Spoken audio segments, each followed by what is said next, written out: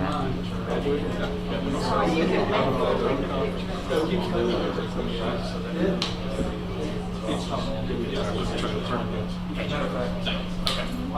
can now tell you right after.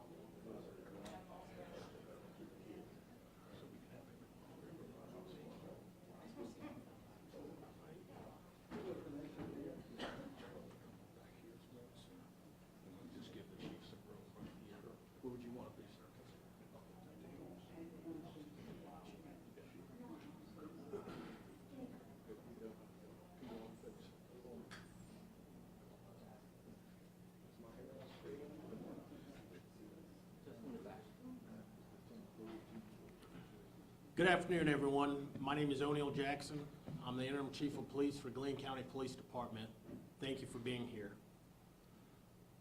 Today I will provide updates on our investigation into incidents involving Trent Limb Camp that occurred on St. Simon's Island.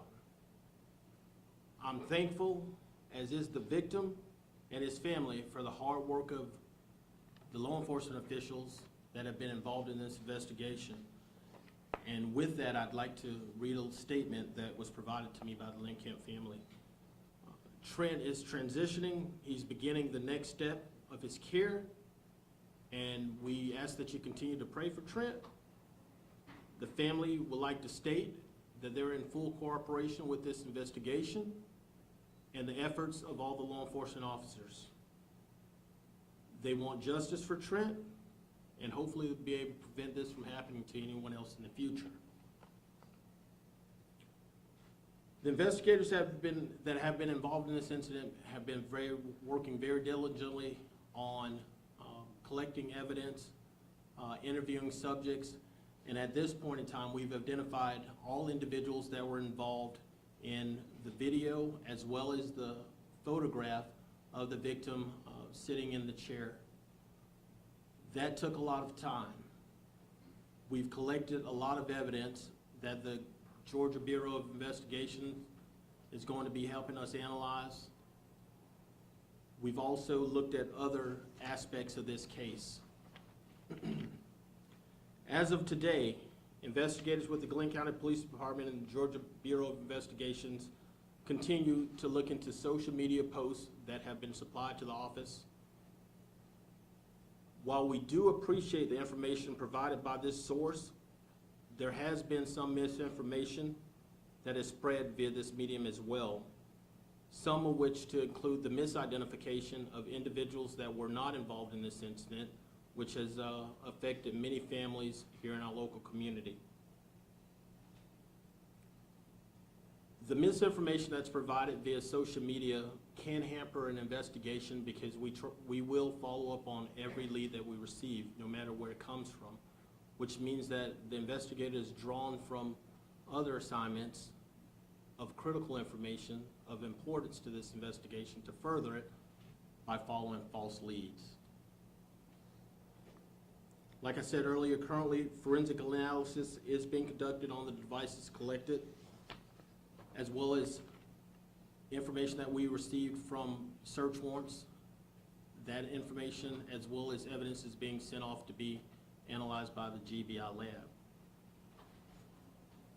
This isn't going to be an overnight investigation. The incident occurred on Tuesday. It was reported to us, and here we are over a week later, and we're still investigating. If we could just make a case off of one single photo or one single video without getting any other type of evidence, then that would not be a thorough investigation. And in this investigation, we owe it to this victim and to his family to make sure we get it right. If a picture could say 1,000 words, then the 1,000 words that that picture would say was, that's a horrible incident that occurred, what that victim went through. We can't rush to judgment. We have to take our time on this, and that's what we're doing. In our society, we should have a zero tolerance for bullying and the mistreatment of others. That goes for any student, that goes for any parent, that goes for any adult. And all I could ask is that when you see something, you have to say something. A lot of this incident was revealed via social media. There were a lot of juveniles that were at both of these incidents, and nothing was spoken when they were occurring. So I would ask that folks not be afraid to speak up. This incident may not have even been reported if the victim didn't end up in the hospital, which is really sad.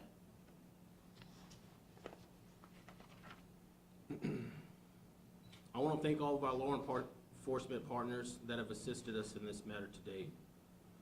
The Georgia Bureau of Investigations, our District Attorney's Office, the Glynn County School Police, as well as the Federal Bureau of Investigations.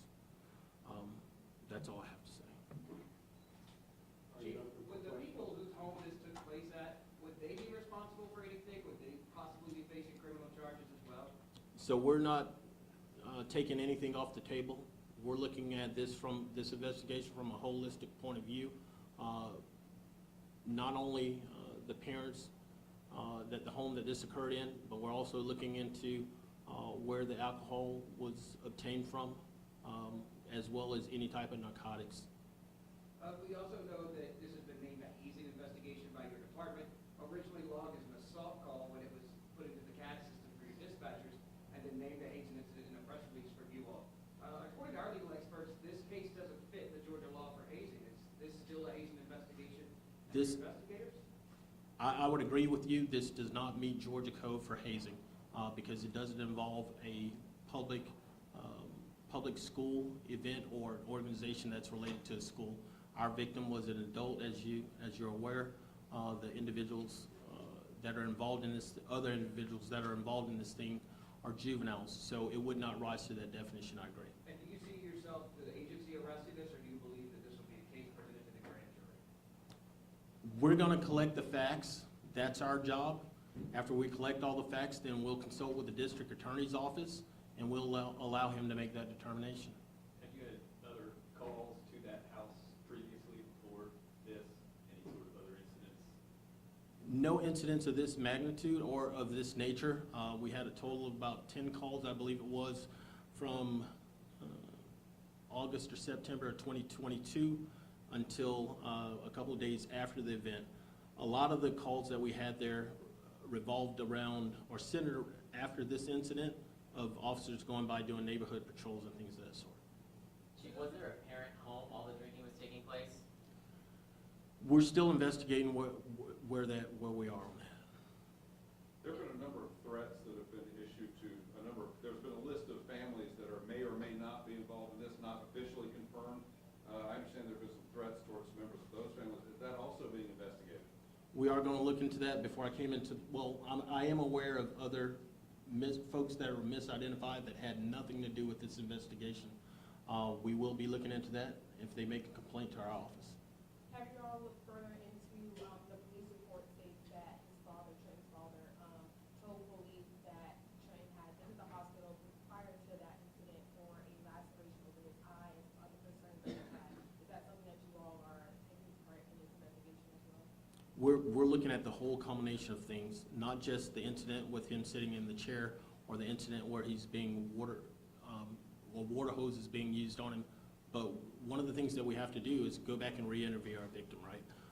We just recently had an opportunity to interview him for the first time back on Sunday. At that point in time, obviously, he was still being treated at a hospital. So we need to go back and re-interview him. Chief, that picture of him in the chair and the video of him being hosed, are those two separate nights? That is correct. And the video of him being hosed, is that the night that the dad mentioned that he came home with egg-yolk, spray paint, WD-40 on him in the police report? I don't know if we've nailed that part down, but we have confirmed that those were two different nights or two different incidents. Chief, just as happening in your community, the fact that it is so raw and I guess has so many people upset, just seeing this, hearing what happened as a member of this community, not just the police chief. What do you say to people who are looking now at Glynn County across the country and saying, look what happened there? It's a sad and misfortunate event. I want the rest of America, if you will, and from across the pond to understand that we, the citizens of Glynn County, are mostly very good people, hardworking people. This is an isolated incident, and don't judge Glynn County by one group of juvenile teens. You said you identified all the individuals involved in the video and photos. How many individuals have you identified? What's that number? So in the hosing incident, water hose incident, I believe there were 11 juveniles. In the second incident, there were 9 juveniles. Obviously, in, some of those are duplicates, or some of the individuals are at both incidents. Are there any possible charges that they could face as of now? We're still working through that. As of those people you identified, the 11 and the 9, are all of them juveniles or some of them over the age of, over the age of considered adults? None of the individuals that we've identified would rise to that level. Chief, just to Out of clear up those a individuals, from the 11 juveniles to the 9 juveniles, were those some of the same juveniles that were named from the 3 driving out at the hospital that night? They were.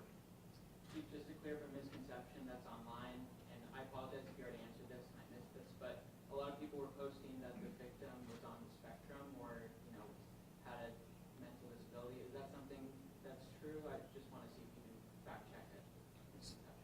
So we have interviewed the victim as well as his family. There is no information that we've been provided to support that claim. Thanks. Chief, has the family expressed any interest in wanting to press charges at this point? They are fully cooperative with this investigation. What are some of the charges? If they were to be charged, what would they look like? What would they be charged with if this investigation continues to get to that point? I don't want to speculate on that. I want the facts to point where the facts show, and in consultation with the district attorney's office, we'll determine where we have enough probable cause to support a charge that's not only chargeable, but it's also prosecutable and it's winnable. Can you tell All us? right, we've only got time for 2 more questions. He's a busy man and we've got to go. We have a lot of things to take care of. Can you tell us how many search warrants have been executed and in how many locations? I think that provides too much information in regards to the investigation. I'm not going to release that at this time. Chief, disregarding that, because I think you probably would like to